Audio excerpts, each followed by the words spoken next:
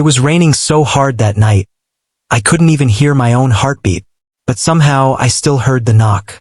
3 slow knocks on my bedroom window. The problem? My bedroom was on the 2nd floor.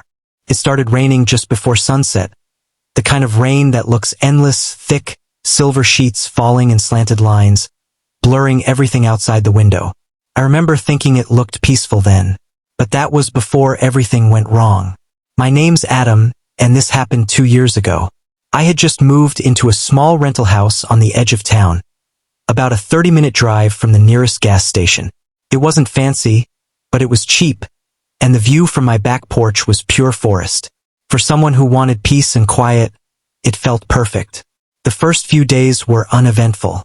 I worked remotely, ordered groceries once a week, and spent most evenings reading or scrolling through my phone. But on the 4th night, a thunderstorm rolled in. The local weather app called it one of the heaviest of the season.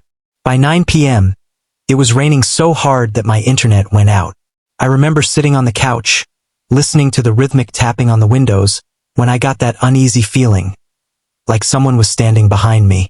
Of course, no one was there. It was just me, the rain, and the flickering lights.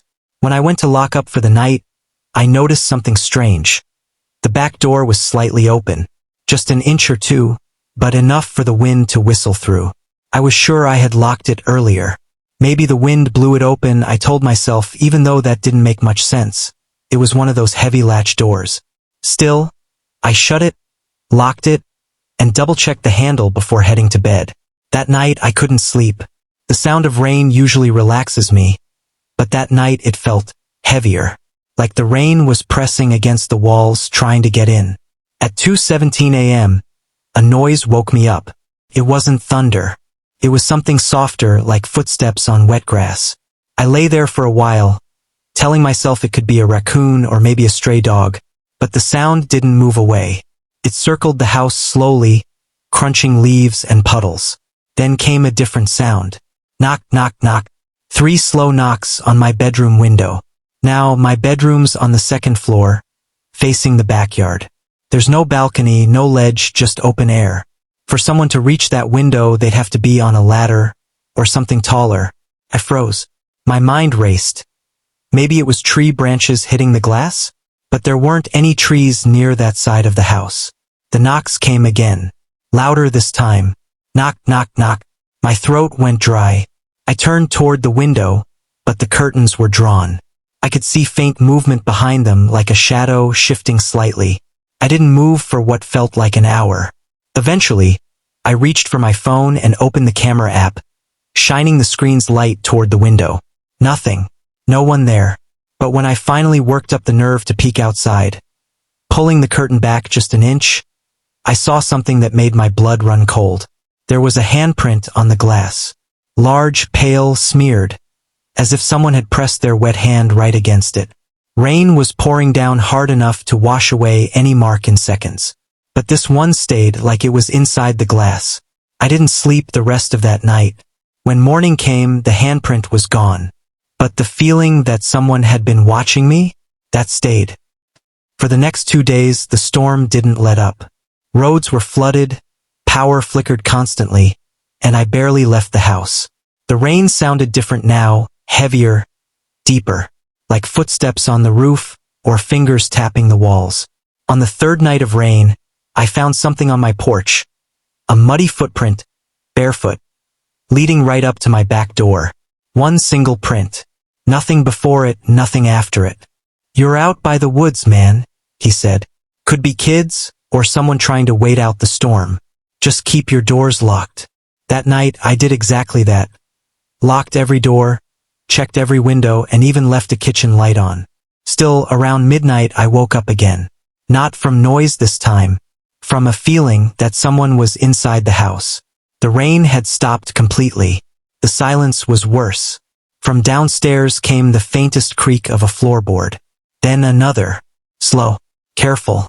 I grabbed the flashlight from my nightstand and quietly stepped out of bed. Every sound felt magnified. My breathing, my heartbeat, the floor under my feet. As I reached the top of the stairs, the creaking stopped. I waited, then I heard dripping. Not from the ceiling, but from somewhere near the living room. When I shined my flashlight down, my heart nearly stopped. There was a trail of wet footprints, starting at the front door and leading into the kitchen. But the front door was still locked. And at the end of those footprints was a single muddy handprint on the fridge. That's when I realized, whatever was knocking on my window wasn't trying to get in. It was already inside. Didn't move for a full minute after seeing that muddy handprint. The flashlight trembled in my hand, the beam shaking across the fridge door. I wanted to believe it was my imagination, maybe water from my boots earlier, or some illusion from the dim light. But deep down I knew it wasn't. The prints were fresh. The mud was still wet. The air in the kitchen felt colder than the rest of the house, like the door had been opened recently. I slowly stepped closer, each creak of the floor echoing louder than thunder. When I reached the fridge, I saw something else. Right beside the handprint, scratched faintly into the metal surface, were 3 vertical lines. Not deep, but visible, like someone dragged their fingernails across the steel. I touched them. They were cold. I tried to convince myself someone had broken in, maybe through a window I missed. So I went room to room, flashlight trembling, checking locks, corners, even closets. Every door was shut tight. Every window latched. But when I came back to the kitchen, the handprint was gone. Completely vanished. I didn't sleep again that night. Instead, I sat in the living room with every light on until dawn. The storm came back around 4 a.m., slamming against the windows with a sound like 1,000 fingers drumming. When the rain finally eased, I decided to get out. I packed a small bag, grabbed my car keys, and headed for the door, only to find the front handle slick with mud. There were no footprints on the porch this time, just the door handle, wet and muddy, like someone had grabbed it right before I did. I drove straight to town.